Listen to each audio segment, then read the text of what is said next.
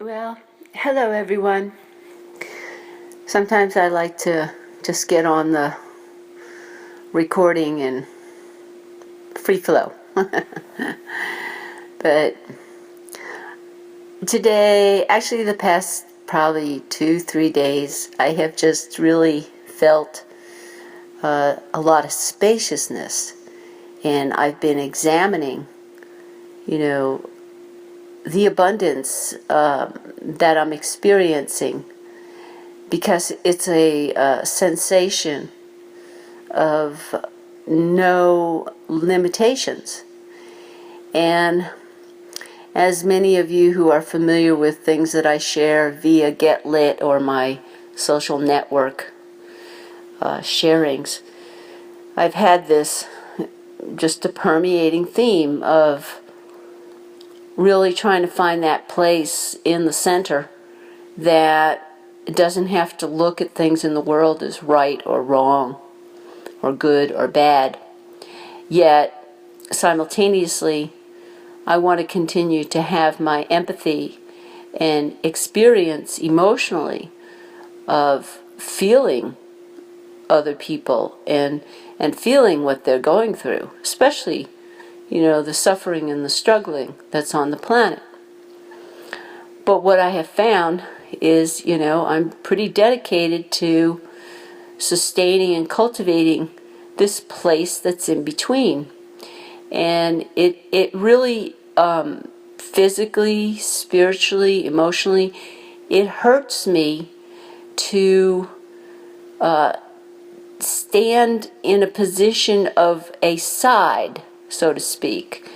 It's not that I don't see the injustices or the justices that any one side might present, but my feelings about this is we've been doing that for eons, and it does create a division. And so I've been dedicated to exploring and going as deeply as I can in trying to understand what would happen if we just stayed in the middle. What happens to our views and our beliefs and our emotional body, our spiritual body, when we really keep coming to this middle path? And I think that the spaciousness that I'm experiencing in this very moment has to do with maintaining this understanding. And when I'm in this place of spaciousness and feeling such abundance, what comes to me is that if indeed we are all spiritual beings, and if indeed the Mother Earth is a spiritual planet, the home for us as spiritual beings, then it's irrefutable that every life energy that exists with us is our relation. And each being is our brother and sister. It's as, it's like we're siblings. And when we can sit in this space of abundance and not experience limitation, it's very difficult to hold on to judgments and righteous opinions that establish one is right, one is wrong, or one is good, or one is bad. And when we're in this spaciousness, it's easy to examine any kind of restrictions or resistances or boxes that we may be experiencing because we created them. And when you're in abundance, it's easier to examine what's putting you in a box, what's putting you in a position of establishing a belief and feeling righteous and justified, and that is absolutely not true. This, I cannot go there. That is wrong, wrong, wrong, wrong, wrong. Well, in truth, we're cheating ourselves of our own freedom. Because if these beliefs are in fact our perceptions in any given moment, then yes, we have total control over it. And if you stop for a moment and ask yourself, okay, I've got this belief, that means it puts me in this box. And if you ask yourself honestly, why do you need it? And what is it doing for you? You will inevitably recognize it keeps you limited. There's a scarcity when we take a position. And when we go back to the spaciousness in our lives, the great abundance that flows through us continuously, and we release those boxes, it's so much easier to look out on the planet and all our siblings and have great compassion and forgiveness and love. Because when we sit in this abundance, so does everyone else. And so there's got to be a turning point in the consciousness of the planet that we no longer hold those judgments and those boxes. And nothing hurts us to be in the middle path. But we can break that down. And there is some truth. If we're putting ourselves in a box or we're holding a belief and we examine that, we have to come to some real genuine truths about ourselves. And often, as we know, often it's fear, or it's something that we want to be true.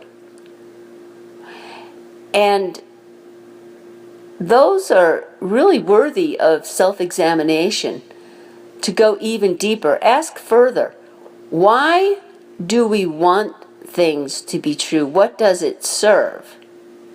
And when you dig into that, often you'll hear the conversations of, well, if I hold this belief as truth, I feel secure, I feel protected. But in the end, feeling secure and feeling protected are really internal experiences. And every one of us has had enough moments in our lives, maybe not as sustained as we'd like, but we've had moments in our life when we feel incredible expansiveness, and there's no limitation. And when we're in that huge, vast abundance, it's like the whole world is filled with love. You see things in that way. You don't have a mean bone in your body. We're genuinely flexible in every realm of our being, and those are real moments. And when we're in that, you know, your heart fills up. It's like you have forgiveness for everything. You can think of the worst scenario in your life, and in that moment, you really feel love. And you can really say, oh, wow, am I ever sorry that went in that direction? I'm sorry that we don't talk to each other anymore. And your heart opens up. And that's a real ripple. That's a real ripple into consciousness. And so my sense is, and that's why I'm exploring this middle path, I'm just so determined. It's like, it hurts my being to take a position. And that's what made me decide, okay, I don't want to take a position. And it really gives me the freedom to know that spacious grander love that we all imagine, we all kind of sense it's there, but you can really have genuine moments of, wow, when I'm sitting here and I'm not holding a position, and I can genuinely embrace both sides of a story. And then I have to examine, well, when someone asks me, well, how can you possibly support this person? They've done this and this and this and this. Okay, well, the first thing that happens is I hear the this and this and this is such a desire to justify why that other position is wrong, and it hurts me. That's what's given me the signal that there's something not working here. And yes, I could identify that, all right, I can see, how you're justifying that, but you can go to the other side, and they'll very very passionately tell you their side, and it's like you can see how they're justifying. And so this is all mental jargon. It's a perpetual building of a case. It's perpetual pulling out the facts that support your belief and your truth. And this is what we see in the judiciary system over and over. That's why we can see two cases in a courtroom, and we know in our hearts, we're like, are you serious? This side definitely should have justice. And yet what happens? It swings to the other side. Well, based upon an external packaging of facts. So somewhere this scenario is not working. And that's really what I'm identifying. Somewhere the scenario of right and wrong, of good and bad, is not working. Okay? Now, often people go, yeah, but are you going to tell me that war and killing each other, that there's nothing wrong with that? And my response is, yes, that's exactly what I'm going to tell you. It's not war that's wrong. But this is where I go for my answer and my truth to that. When I go inside my heart and my understanding, I agree, no harm is what's in my heart, spirit, and soul. I just think no harm is a good way to go. So when I look at, when someone says, well, how can that be right or wrong? I'm changing the consciousness in my positioning. I'm not going to go out there and take a position and say it's wrong. I'm going to say in my heart, what I know is true is the existence and practice of no harm. And then let's take that virtue and apply it to the scenario. So once again, we're playing with the semantics of words. We're taking the focus off of the external and we're bringing it back to the internal, the inner understanding, and what we know in our hearts is true. And one of the things that I grew up with that my mother said over and over, she says, you know what's right or wrong. You know when your conscience is clear, when you've acted in integrity, okay? Each one of us really, really, really knows when we're not acting with an impeccable thought, word, and deed. And that's where the responsibility lies. So, I'm exploring this middle path, and I'm sharing with you. There's an abundance that exists here. There's a spaciousness that exists here that I think is what we've read about for eons as we've pieced together our skewed sacred scriptures and Bible entries, okay? I think that's what was being told to us.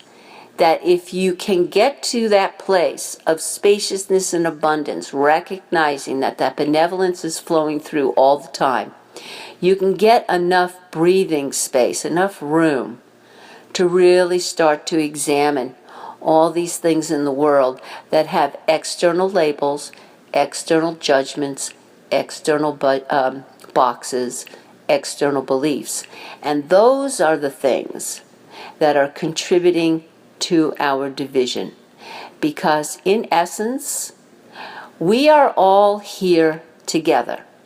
We are spiritual beings. We're on a spiritual planet. And yes, we may not like each other. We may not want to live with each other. And we may not care for one another's diet. Fine. But we don't have to not love each other because of how we're all trying to figure out who are we and what are we doing here. I think there is a much greater understanding for us to embrace, and it's up to each one of us as individuals. So I thank you for taking the time to listen, and I hope you feel the resonant heartfulness of my message, because I love all of you, and it hurts me when I have to, I'm being expected to take a side and judge. And several of you know, I'm pretty public, that there have been plenty of controversial issues around me. And for each one of you who is listening, I love you. And I'm going to continue to love you. And I'm going to continue to practice forgiveness, because in my heart, I really do believe we have a shared mission here.